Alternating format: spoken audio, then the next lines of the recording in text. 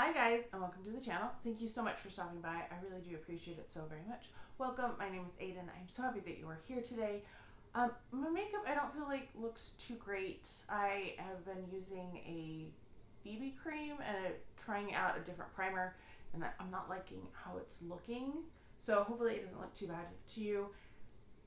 That happens, you know? You're trying to use up stuff, or you're trying to find new combinations because you used up something you really liked, and yeah, that is where I am right now.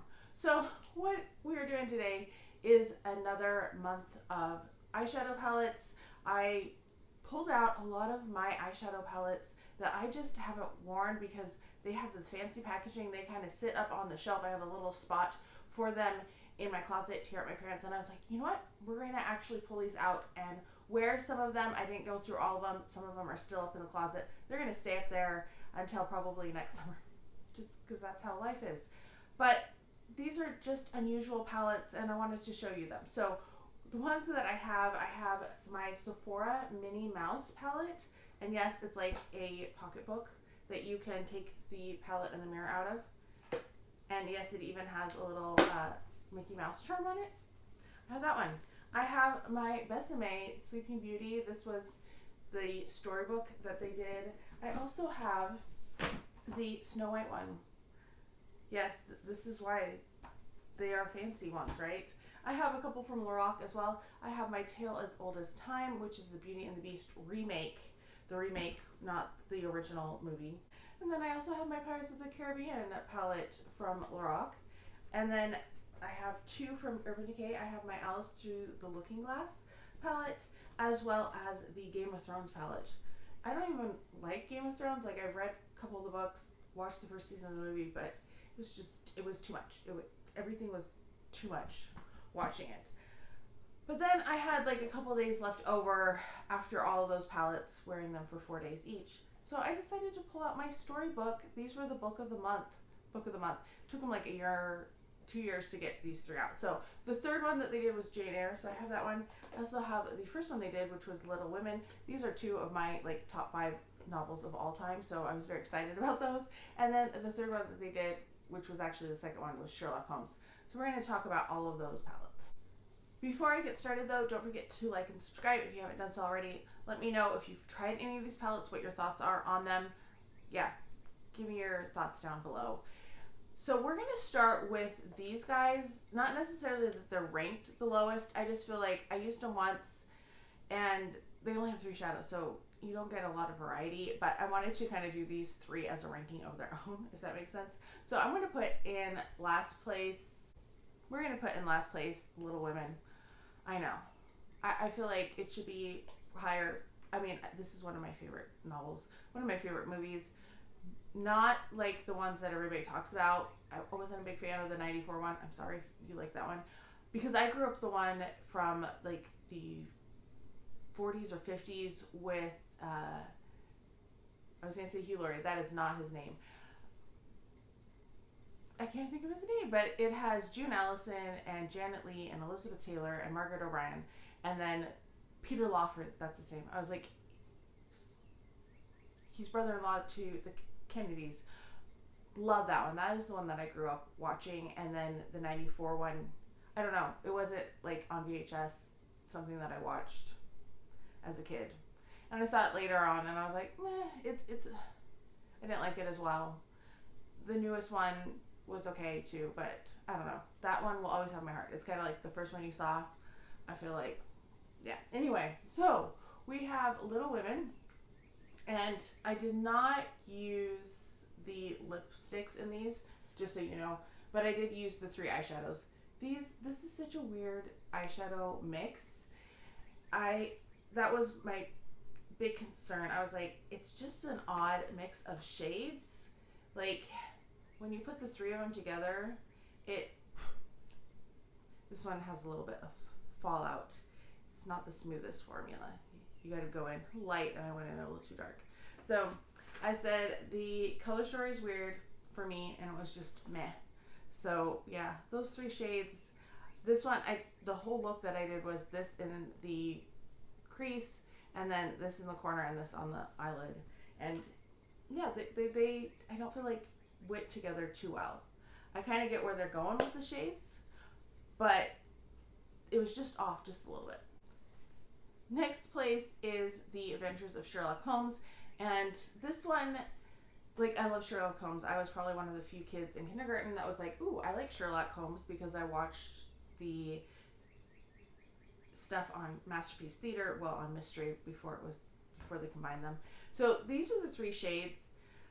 This color story was more coherent for me, and I found it easier to work with. So it was a bit of a weird color combination for me, to be honest. It was a little dark, but it, like, the look worked all right. So once again, I did kind of the same thing. Crease, outer corner, and yeah, you can see my curtains there. And then the kind of inner corner. I liked it better. I said it worked well. I felt like these shadows were a step up from the Little Women ones. But my favorite one was the Jane Eyre. I also feel like this was just kind of the most coherent. Once again, I did not use that lipstick, but that lipstick looks so pretty. I think it's a lip gloss, to be honest, if I remember right, which would make sense with that shade. So here we have the three colors, and I swatched them backwards for some reason. I like the color story. These do not swatch very well, so we're going to go back in with this one, which you can barely see right there. Let's put it up top too. You're going to see that it doesn't really swatch. It looked okay on the eyes though. And then this one you could build. Like, it worked much better after that first swatch. But like I said, this one I liked the look on the eyes the best. Overall, pretty colors. The shimmer was just okay, which is kind of like what we're seeing. It's not showing up really at all on my eyes or on my hand. So yeah, I feel like the shades themselves, like the Sherlock had the best performing shades, but this had the best color story, if that makes sense. Anyway, those are those three. They're in a category by themselves. So in last place of all my large palettes, we're going with Pirates of the Caribbean by Lorac. This is the Dead Men Tell No Tales. Now the cool thing about this palette is it does have the hidden compartment. It does have the face palette with it. I did not use the face palette, but I have in the past, and it is so pretty. You have some really nice shades in there. I do like their formula on a lot of their face products. So in here we have 18 colors. It also had a brush at one point, which is somewhere. So lots of different shades in there. The problem with this is it was more of the pro quality, and I'm not a fan of the Lorac pro quality at all. So as you can see, we have one row across at a time. I'm going to turn it upside down. It might help a little bit, make it a little easier. So let me tell you what I wrote. There was major problems with this one. I said Lorac pro quality, not my fave. The shimmers were mid, the mattes just okay, but Fallout in all capitals with an exclamation point. This was one where I would be working on the inner corner and I'd be like trying to get some good shimmer laid down, and then I would look over and it would be like I would try to be building here and it would have like all this fluff everywhere else down my face. I would have it on my chin. Just so much fallout. That is why it is in last place. It was unfortunate, and it's just, I feel like the quality, like, they perform well and they feel really soft and everything. It's just the formula that they made the pro with is not my favorite. And if you like the pro, you probably would have liked that palette, but I would have never been a fan of their pro quality. I decluttered like all of my pro palettes. Before I swatch, I just want an appreciation of this palette. So just all the details, like the little bunnies up at the top. You have all the dwarfs down here, the crown there. When you open it up, you have the mirror, which I keep trying to protect and it keeps folding over, which is annoying. But it shows you all the colors and how they were used to create the animation still. And they actually use the colors that were used in the movie, which is pretty cool. I'm going to swatch this in two parts. Did I mention there's the little, like, ribbon there. So cute. Anyway, we have the first 2 rows I have swatched here. It's all matte, so that in and of itself is going to put it lower on my list because I love color, I love shimmer, and so shimmery colors, I guess is what I'm trying to say. With it having nothing but mattes, it's a little bit more difficult for me. So there's that. The other problem is this mix of colors. I felt like it muddied a little bit as I was trying to blend them together. We have the second 2 rows. So really this one, I said it worked well. The colors are a bit muted, and that was a big thing. All the mattes, they can muddy a little bit because they are so muted, but I don't dislike it, but it's not a palette that I'm going to reach for and be excited about wearing. More so just having it as a display piece is what I'm very excited about. So yeah, Besame, 3rd from last, not my favorite.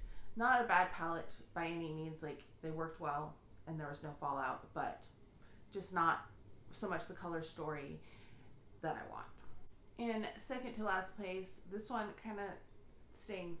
It is my Alice in Wonder, or Alice Through the Looking Glass palette. I do have the original one that I bought for crazy amount on Mercari because I wanted it so desperately. So we have our little mirror there, and then this opens up and it has the butterfly, which is so cool. And I do have the palette. It has its own drawer. I pulled it out already to swatch it. So this is what it looks like. It is such a cool palette. The concept, they just did a great job. But I feel like part of this is it's getting old. And it's not as good as some of the other Urban Decay formulas that they've done. They've done some really, really good ones in the past. And this one I feel like was not quite as good, which was very disappointing because I was so looking forward to this palette. I said more cool toned and dark than expected. Kind of forgot about that. I hadn't looked at it for a while. Some getting a little old. Brighter, or the brights are harder for a coherent look. That was another thing. I kind of struggled trying to put together some looks. I could do a lot of like brown looks, but trying to get a variety of shades in here was just a little difficult. Okay, here are the rest of them. Like I said, I already kind of talked about my thoughts on it. I feel like they're showing up way better on my clean, dry skin, which was freshly wiped down from my makeup wipe. So maybe that would help. If you got them a little bit wet, you might get a little bit better production from them. But it was a little disappointing for sure. I did enjoy this palette. So like I said, just like a little slot. Still glad to have it in my collection and will treasure it, but maybe not wear it a lot. Right in the middle, I'm going to put my Sephora Minnie Mouse palette. This one was a little hard to decide where to put it. I do enjoy the look of it, and I just think it's a fun idea. So what I said about this one was the shimmers are nice, the mattes are all right, not too special though, so like they're okay. Color story is not really cohesive. Like it's a little bit all over the place, and yeah, you can get a pink look out of here, you can get a purple kind of look out of here. I don't know, it was just, there's some weird colors going on. Here we go, we have the first 2 rows, which are the bottom 2 rows swatch. So yeah, some good colors in there. I liked the pink look that I did the one day, but then I was kind of like, oh, what other looks am I going to do? And I really wanted to do the green, but what do I put with that green to make it, what do I put with that yellow to make it yellow? That sort of thing. We are back with the other 10 shades. So as I said, like, there's some nice colors in here. I just was struggling to put together looks. Like I could get a couple that I was like, oh yeah, this and this and this, and then other ones I was like, well, what do I wear with that? And maybe it was because I was trying to use as many different shades as possible. Like if I was thinking just, oh, I want to put this with this, it might be a little easier. And so I'd be like, well, I already used that one. So I will say that to give it a little bit more leverage, but it was a fun palette. Definitely not travel friendly. Not one that I'm going to be taking. I won't be taking any of these on trips. They kind of just sit to look pretty. All right, in third place we have the Game of Thrones palette, and this is one of the coolest palettes I've ever seen. So it opens like this. You have the map. You have like a quote, and then this opens up, and it's an actual like throne. And I have a little tiny doll that's about this big. Her name is Amelia Thimble, and I think she looks so cute on the Game of Thrones. I have not put her there, but that's one of my thoughts is like I could, you know, prop it up like this because you got to do something with the lid, but then have her little body sit there. I think that would be really funny. So it does, once again, it has the slot to pull out the shadows, which made it much easier to use than some of these other ones because I'm like, oh, flat, easy. I dropped this on the floor though, and I thought, oh my gosh, it landed bottom up, thank goodness, and I sprayed it with alcohol because I was like, ugh.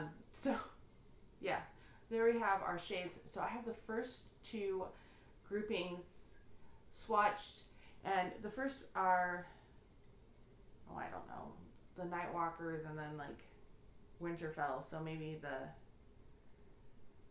Starks, is that their names? You can tell that I'm a big Game of Thrones fan, right? And then the other two is like King's Landing and Bay of Dragons. So you got two of them. We'll talk about what the other ones, what my thoughts were with the other swatches.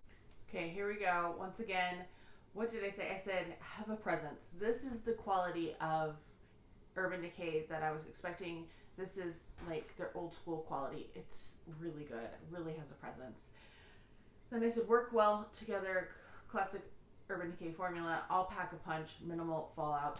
The one thing I will say is like, it was a little hard to try to use all 5 shades. I basically did one grouping a day for my review, and this bottom one is all shimmers, which was a lot. But I didn't quite use all 5 shades every time. Like I didn't use this little dark brown. I used the lighter shimmer and went with the mattes. So I liked it. I think it's a fun one. It pushes you a little bit, but it still has like cohesiveness and quality. So I feel like it's a good mix between fun and also like just easy to use.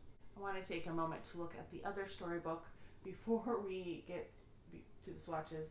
So once again, it has the jewels. This is to mimic the book in the movies, and they put out a stand too, and I spent like a ridiculous amount of money to get the stand as well. Once again, it has a mirror in it, has the still one of the pictures from the archives, and it will tell you what colors are used where, and then the same for Maleficent. So you have an extra layer, and then you have the founder of Besame working in the Disney archives to look at the colors, which I think is really cool. And then you have the colors call out before you get to the actual colors. It doesn't have the little ribbon, but it does have an extra page of information. All right, let's look at the top 2 rows. So that is what the colors look like versus what they look like swatched. I said the all mattes are not my fave, but I'm not sure that shimmers would really work within this. Like I don't know what you would put in to make a shimmer, or what shade like would make a good shimmer. So I feel like it's one that you can supplement, which is why it landed so high on my list. I also said it's a bit bold in some places, but it's a nice color story. And like this top row, other than the blue, like all of these roses are shades that I will definitely wear. I like the mustards too. Like those are my kind of shades. All right, we have our last 2 rows swatched. So with this, I did like a pink look, I did a blue look, I did a green look, I did kind of a neutral type look. So there was a lot of different things that you could do with this, and I had fun with it. So that's why it ended up being in 2nd place, which was shocking. But when I was looking at these all together, I was like, no, I feel like it edges out to the Game of Thrones a little bit more because it's one that I'm more likely to wear. In 1st place, surprising me and probably you, is My Tale is Oldest Time palette from Lorac. It is based on Beauty and the Beast. Inside, it does have, has its little string like you would find in a book. It has a brush, which most of the time sticks over here to the side. Every time I open it, it pops over to that side. So I was not expecting it to fall because it hasn't done that before. So what we have is a bunch of different colors. We have 16 shades in all. So there you have them all swatched. I said that this was somewhere between the Unzipped and the Pro formula, which is why I ended up liking it as much as I did. So I said good, or I got a compliment. I was very surprised by that, but I did buy one of the gals at the Ulta store that I went to as I was leaving. She's like, oh my gosh, I love your makeup. And I was like, thank you. Mattes and shimmers are nice. Satins are not so much. Not my favorite. Can be built, but like I said, it was a mix between the Pro and the Unzipped formula. I like it. It surprised me when I was trying to rank them and looking back at my notes, and I was like, I think this is the one that I got the most looks out of, the most compliments. It's also probably the most boring out of all of them. It has the least variety of shades, so maybe that's part of it as well. Anyway, that is it for all of the palettes that I wore in the month of July. Let me know your thoughts down below. Let me know if you have any of these, if you had them, if you've gotten rid of them, if it brought back memories, or if there's ones that you're like, oh shoot, FOMO on that one. Let me know down below. I hope you're all having a fantastic day. Thank you so much for stopping by, and I can't wait to talk to you next time.